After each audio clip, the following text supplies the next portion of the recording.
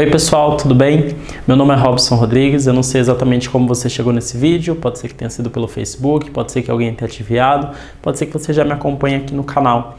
De qualquer forma, eu decidi me manifestar sobre a questão política porque eu percebi o quanto emocionalmente as pessoas estão afetadas e fragilizadas com o resultado, isso pelo menos nos meios em que eu vivo e faço parte. Então eu decidi me manifestar e posicionar da maneira mais didática possível alguns pontos que eu acho que são super relevantes para esse momento que a gente está vivendo. Quero deixar claro que são as minhas ideias, é o que eu acredito, é o que eu penso, é o que eu tenho visto baseado nas minhas vivências e experiências.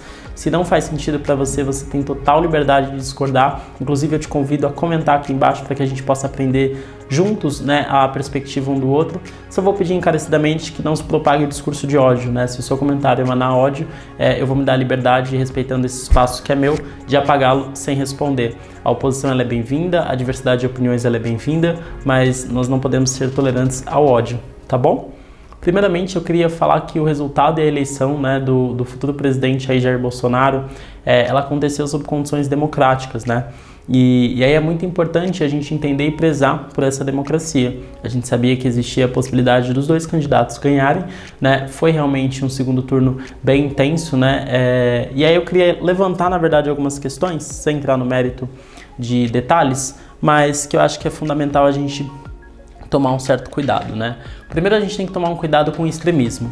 O extremismo ele existe das duas partes, né? O extremismo ele existiu nesse segundo turno, por exemplo, das duas partes. Existiu da parte do eleitorado do Haddad, do PT, e existiu também da parte do eleitorado do Bolsonaro. E esse extremismo, ele leva realmente a um discurso de ódio, a um discurso violento, a um discurso intolerante. Então é fundamental que a gente tome cuidado, né, com a propagação de fake news, com a propagação de informações que não fazem sentido, com a propagação da intolerância e do ódio, com o discurso ofensivo nas redes sociais. A gente precisa lembrar sempre que por trás de uma câmera, por trás de um celular, por trás de qualquer coisa, existe um ser humano. E esse ser humano precisa ser respeitado sob qualquer circunstância, né? Desde que não se propague esse viés do ódio, esse viés do caos. É importante dialogar, é importante ouvir as opções, não necessariamente concordar, mas é importante haver esse diálogo, é isso que a democracia preza. Um segundo ponto que eu acho que é fundamental a gente falar, eu tô com uma colinha aqui, mas é porque eu anotei para tentar ser o mais conciso possível, é autocuidado, né? Tem muita gente psicologicamente afetada, inclusive, mais especificamente, gostaria de falar de grupos, alguns grupos sociais, né? Alguns grupos de minoria também, mas a gente já vai entrar nesse detalhe, mas cuja saúde mental está extremamente comprometida. Então, o autocuidado neste momento é fundamental. Se resguarde, né? Evite, não entre em confusões, em discussões políticas neste momento novamente, né? Se atenha a tomar um bom banho, a se perceber no banho, a tomar água, beba bastante água, é fundamental isso para o seu corpo manter a vitalidade, se manter, né, ativo e enérgico, né? Se alimente bem, faça atividades físicas, durma bem. Existem uma série de dicas de autocuidado e a gente pode fazer um vídeo só sobre isso logo menos, tá? Exercer a democracia, a gente a partir de agora, né, a gente já tem um futuro presidente eleito e é importante a gente entender o que a gente pode fazer. Então a gente precisa ler as propostas, estudar as propostas, se opor ao que não faz sentido, apoiar o que faz sentido e cobrar o que faz sentido e agir politicamente de maneira democrática, né? São aquelas pequenas corrupções no dia a dia que também te fazem uma pessoa... Você perde a legitimidade de cobrança quando o seu comportamento não condiz com uma doutrina correta, não? Uma doutrina que respeite aí essas questões, tá? E aí, dito isso, sendo muito prático, eu queria falar um pouquinho de qual que é a minha visão do eleitorado do Bolsonaro, porque em muitas cidades, em muitos locais, em muitas discussões que eu tenho participado, eu tenho visto um discurso muito extremista de ódio, que é totalmente compreensível dado o cenário, mas é importante que a gente tenha clareza de qual que é o momento que nós estamos vivendo, né? Então eu acho que o eleitorado do Bolsonaro ele se divide em 4 perfis, tá? Há mais de 10 anos que o governo PT, né, estava aí no comando do país, então existe uma parcela gigante com a sede por mudança. Eu arriscaria usar até a frase de Maquiavel, em que os fins justificam os meios. Então, independentemente do quão radical o candidato pode ser em alguns discursos, né, em muitos discursos, na verdade, essa sede por mudança justifica o voto a qualquer custo, né? Essa sede de mudança ela vem em seguida de uma segunda categoria desse eleitorado, que é a categoria antipetista, né? Que é a galera que está hipersaturada e qualquer coisa é melhor que o PT. E aí foi uma galera que também se mobilizou e isso potencializou o candidato, né, que estava com um discurso agressivo antipetista e estava com um discurso agressivo principalmente nas redes sociais também, o que fortaleceu esse público, né. Tem um terceiro público também que estava sob forte influência religiosa, dado que essa questão religiosa aflorou muito nesse candidato especificamente, né, utilizando a questão de Deus, da divindade, do poder da Igreja Católica e outras religiões também envolvidas, né? Mas essa influência religiosa levou também um grupo de eleitorado a votar em Jair Bolsonaro. E aí, por fim, o mais preocupante, o que eu quero me ater aqui, é o grupo da intolerância e ódio, em que vários discursos deste candidato legitimou e fez com que o ódio saísse do armário. E esse é o grupo que mais me preocupa. É importante a gente entender que nesses 4 grupos, né, existem níveis de consciência e percepção de realidade diferentes. É importante a gente entender que se você é um eleitor do Bolsonaro, por exemplo, e se identificou com um desses grupos, né, eu queria te apresentar um pouquinho da vivência de alguns grupos sociais e que juntos, num país democrático, você nos ajudasse a brigar por esses direitos, né, para que essas questões sejam pautadas e sejam colocadas como questões relevantes para a sociedade. Beleza? Tendo isso colocado, eu queria virar a página aqui, peraí. Eu queria trazer algumas questões dos grupos sociais, inclusive os grupos de minoria e os grupos que brigam realmente para que a sua existência seja assegurada de maneira humana, né? O primeiro grupo que eu queria falar é o grupo dos LGBTs, do qual eu faço parte, inclusive, né? Bolsonaro, ele afirma, né, que nós estamos respaldados pela Constituição, de que ele vai seguir a democracia e a partir de agora é isso que a gente pode confiar, esperar e realmente cobrar, né? No entanto, não existe nada específico que nos respalde na Constituição de maneira concisa e é importante que a gente levante essa bandeira não como vitimismo, não como coitadismo, como foi colocado pelo candidato em algum momento, sem fazer nenhuma menção crítica, né? Só usando realmente de argumentos e de elementos que foram ditos por ele, né? Em rede nacional ou em jornais, tá? Mas um dado, informação, a cada 19 horas, né, morre um LGBT aqui no Brasil. O Brasil é o país que mais mata LGBTs mundialmente, né? A gente teve em 2017 445 homicídios a LGBTs, onde os maiores registros, né, de crimes de ódio, ou seja, LGBTfobia, São Paulo, Minas Gerais, Bahia, Ceará e Rio de Janeiro. São 5 cidades com o maior índice de crimes de ódio por LGBTQ-fobia aqui no Brasil. E esse é um dado que não pode ser ignorado, né? É uma informação, é um dado. Não é vitimismo, né? É coitadismo. O vitimismo, gente, ele é da natureza humana, sobre qualquer esfera social, né? A gente tem essa tendência a se fragilizar porque somos seres humanos, somos indivíduos, somos seres emocionais. No entanto, não se trata de um polo de vitimização, não se trata de um polo de exagero da questão, mas de alguns dados que merecem ser levados em consideração, porque isso é extremamente relevante. Então, nessa questão, cabe a nós nos unirmos realmente, nos munir de conhecimento, principalmente, né, e de dados e informações para que a gente possa cobrar iniciativas que nos assegurem esse direito à existência, esse direito à vida, esse direito a poder se relacionar, esse direito a poder galgar a questão do casamento, por exemplo, e várias outras questões que são direitos que ainda não nos são assegurados com toda convicção e certeza aqui no nosso país, tá? Segundo ponto, eu vou entrar na questão étnico-racial. Eu, como homem negro brasileiro, né, falo com muita propriedade desse sentido, e eu queria fazer um recorte específico, né, de um relatório e um estudo que foi feito em relação aos óbitos aqui no Brasil, independentemente de raça, tá?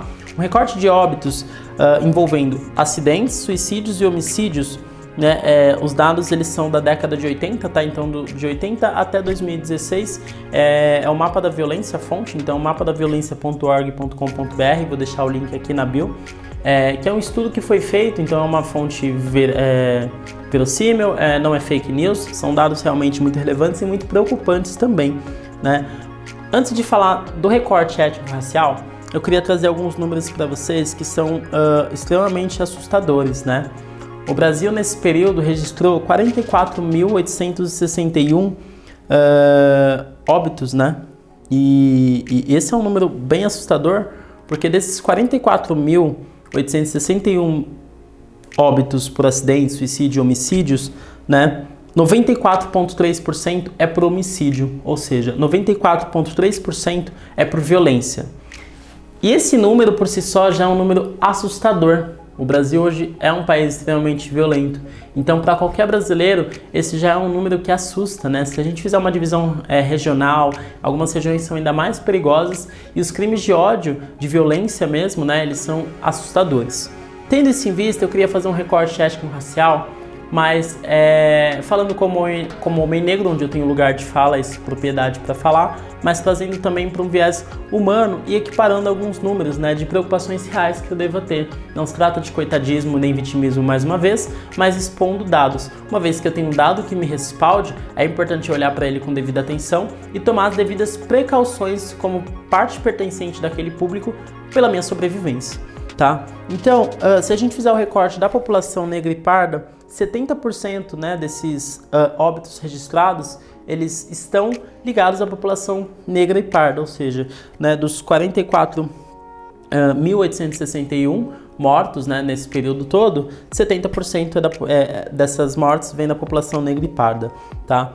E aí, uma informação extremamente importante e um pouco assustadora em relação a esses dados é que dessas mortes da população negra, né, você tem 95,2% dos casos são homicídios, o que equipara quase ao nível de violência no Brasil. O que faz sentido, já que a maior parte da população morta está dentro da população negra e essa população ela é assassinada, ela é massacrada e morta de diversas formas.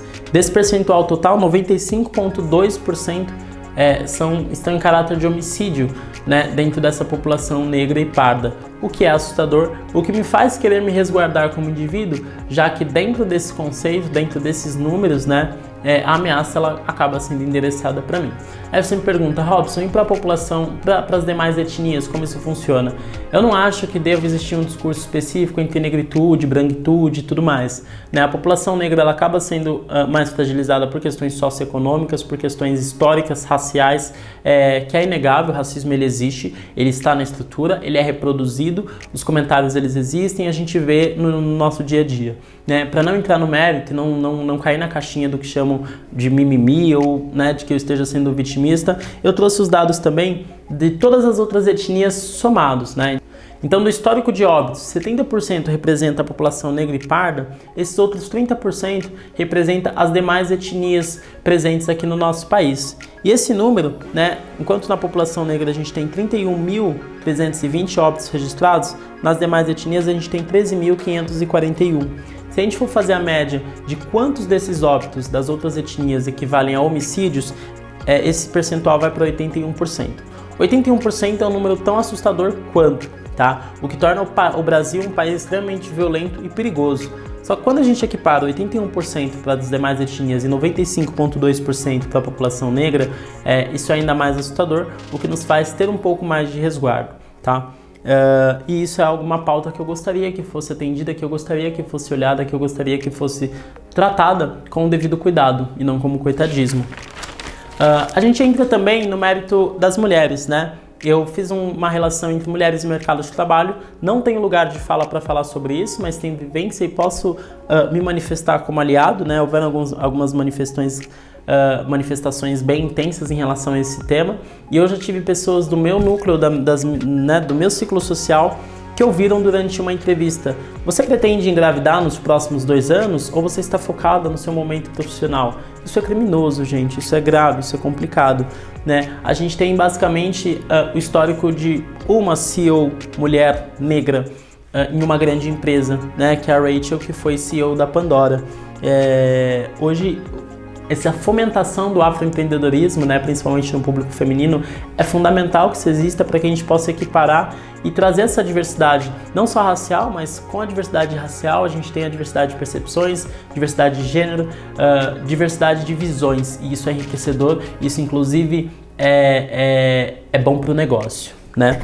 E por fim, um dado muito relevante que é importante a gente dar uma olhada também, né? Basicamente, uma mulher ela recebe no mesmo cargo, na mesma função, apenas 76% do salário de um homem, né? Isso são dados também, são informações preocupantes e que merecem ser olhadas e não devem ser tratadas como um coitadismo ou um vitimismo. Então, quando a gente trata e aborda o ativismo de modo geral, ele tem suas raízes nocivas, sim, porque nós somos seres humanos e eu acho que eventualmente cai um pouco no ódio e no extremismo e a gente precisa tomar esse cuidado, da mesma forma que em qualquer outra vertente o extremismo ele existe. Então eu acho que o extremismo em qualquer esfera ele é nocivo e a gente precisa tomar esse cuidado, né, dos dois lados, em todos os lados. Porque eu acho que na verdade não existe lado 1 e lado 2, né? É o lado humano, é um lado realmente de uma perspectiva para que a sociedade e o espaço seja um espaço bom para que todos nós possamos viver e existir em sociedade, como família, como grupos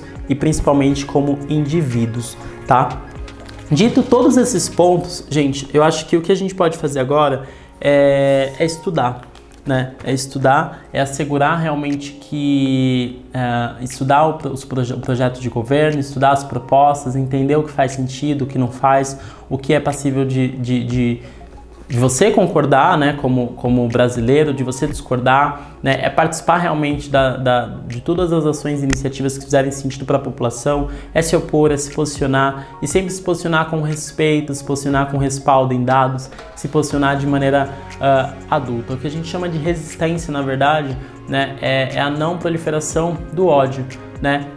Trazendo essa questão em vista, né, a realidade de muitos LGBTs, negros, mulheres, periféricos principalmente, não chegam para muitas pessoas. Muito do eleitorado, né, do Jair Bolsonaro defende muito uma vivência que é sua e ela é legítima, né? Existe realmente uma problemática. Eu acabei de voltar do Mato Grosso, vivenciei a realidade de algumas pessoas um pouquinho só, mas uma realidade que é totalmente diferente da minha, né? E esse eleitorado ele vota acreditando nesses princípios, o que faz sentido, o que é legítimo. Também estão defendendo a sua família, defendendo o que acreditam. Mas é importante a gente também ter essa diversidade de percepção e vivência do outro, né? Após a eleição, após o resultado da eleição ontem, tiveram algumas manifestações de ódio bem complicadas, né? Influenciadores negros, deixa eu aumentar o brilho aqui porque eu não sei se vai dar pra ver, mas influenciadores negros estão recebendo retalias nas redes sociais, né? As pessoas estão entrando e sendo literalmente comentários racistas, comentários homofóbicos, né? As pessoas estão falando que em defesa de Deus e dos valores e tudo mais, querem criar grupos de extermínio em pleno século XXI aos gays. Já rolaram confrontos em que rolaram mortes, em que gays foram espancados em diversas cidades do país, né? Então é realmente um cenário muito preocupante, as pessoas postando, pessoas da sua realidade, pessoas da minha rede, então não é fake news e eu conheço as pessoas, né, postando que a situação tá tensa. Em aplicativos de relacionamento gay, né, as pessoas estão sendo ameaçadas. Isso não é correto, não faz sentido. Eu acho que o extremismo em qualquer parte ele é nocivo. E como a gente tem o respaldo da Constituição e da democracia, a nossa maior arma é o conhecimento e que a gente possa realmente cobrar e manifestar as necessidades da população. É importante entender que Jair Bolsonaro foi eleito com 55% dos votos válidos, ou seja, existem 45% da população que ou se opôs de alguma forma por alguma coisa que foi manifestado, alguma proposta que discorda, ou que não se viu representado ali, ou que anulou e discorda também de alguma forma, porque ao anular a pessoa se viu perdida em nenhum dos dois candidatos, não se achou ali e realmente optou por anular. Que o Brasil precisa de mudança é fato, que o Brasil precisa de uma transformação é fato. Se a democracia nos levou a esse resultado, é nosso papel cobrar que ela prevaleça, é nosso papel cobrar que as coisas aconteçam e é nosso papel levantar as pautas que precisam ser levantadas, né? Jornais no mundo inteiro se manifestaram em relação a isso, né? Então o mundo está de olho também no que está acontecendo. Eu acho que um recado que fica, a gente não vai voltar para uma ditadura, a gente não vai voltar para 64, mas é importante a gente vigiar, né, toda essa questão do ódio que tem se manifestado em função de todo esse cenário político, tá? Gente, muito obrigado por ter assistido. Comente aqui embaixo o que você pensa, se faz sentido, se você discorda. Vamos conversar de maneira educada, respeitosa, não tem problema nenhum discordar, como eu já disse, mas o discurso de ódio não será tolerado em nenhum espectro, tá? Se você gostou desse vídeo, deixe seu like aqui para ajudar realmente a divulgar. Compartilhe com quem você acha que é pertinente, que vai trazer um pouco mais de calma e tranquilidade, porque eu tenho visto pessoas até falando em se matar. Eu acho que não é o propósito, não é o caso. A vida ela tem um valor muito grande e a gente precisa se fortalecer. Esteja perto de quem você ama, se você não está bem, se permita se desligar um pouco desse universo e autocuidado. Acho que autocuidado é o que é a palavra-chave deste momento. Um beijo no coração de vocês e até a próxima.